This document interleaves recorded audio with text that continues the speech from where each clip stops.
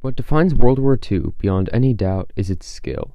It's known that people fought and died in numbers never seen before, but what people don't always understand are the true size and scale of the industries behind this. World War II was fought at a magnitude that would have been almost impossible without industrialization.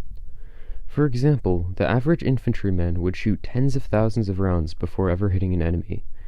This meant that now, a country's best weapon might not be a gun or a plane, but instead its economy.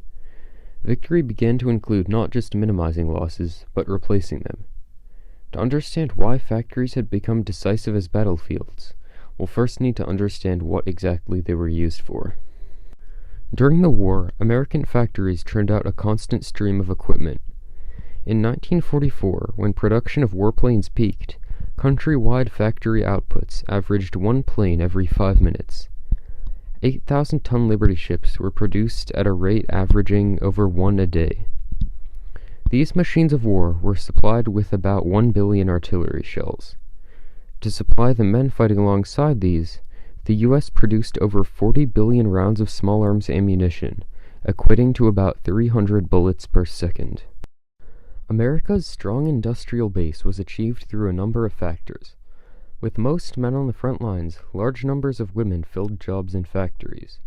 This increase in labor force more than made up for the shortages mobilization called. What really set the U.S. apart, though, was its previous experience with manufacturing.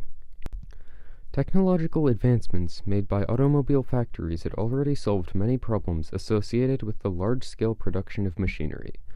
Additionally, many of these plants directly contributed to the war effort, with large numbers converting to production of planes and other combat vehicles. Standardized designs allowed for parts from damaged vehicles to be easily reused and repurposed, something that hindered German designs. Wehrmacht forces used a wide variety of ground vehicles, many of which were captured from enemy forces. This demanded a variety of maintenance training and spare parts, complicating logistics. Making this problem worse, Germans prioritized much more sophisticated designs. The Panther, a German mainstay tank by the end of the war, had massive advantages over Allied Sherman tanks. The Panther boasted 3-inch frontal armor, positioned at a much more optimal slope, and a 930 meter per second muzzle velocity, compared to the 2-inch armor and 620 meter muzzle velocity of the Sherman. A single Panther could pose a major threat, often able to destroy multiple Allied tanks before being taken down.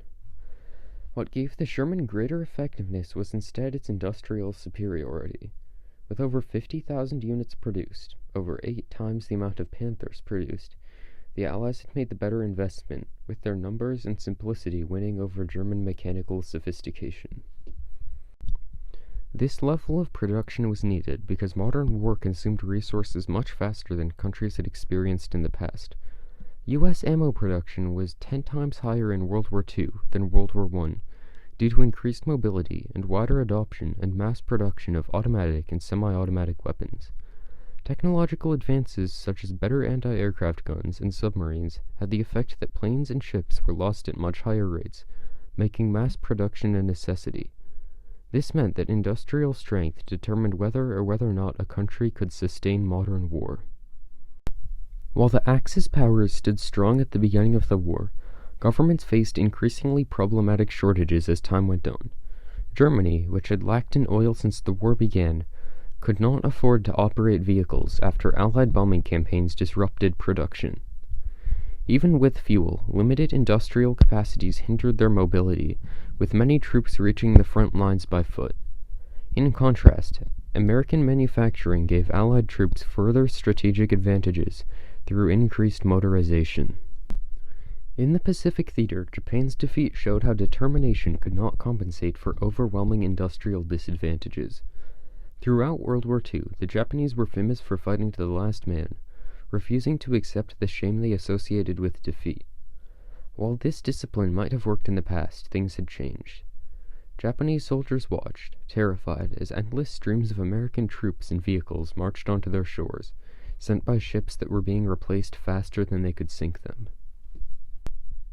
The endlessly running assembly lines back on American soil provided the foundation for the United States victory. World War II's legacy is built around the soldiers who fought and died in it, But behind every battle were a plethora of factories, shipyards, and other industrial hubs. These economies, rather than the guns soldiers carried or the vehicles they drove, became the deciding factor in who prevailed and who lived on to shape the world.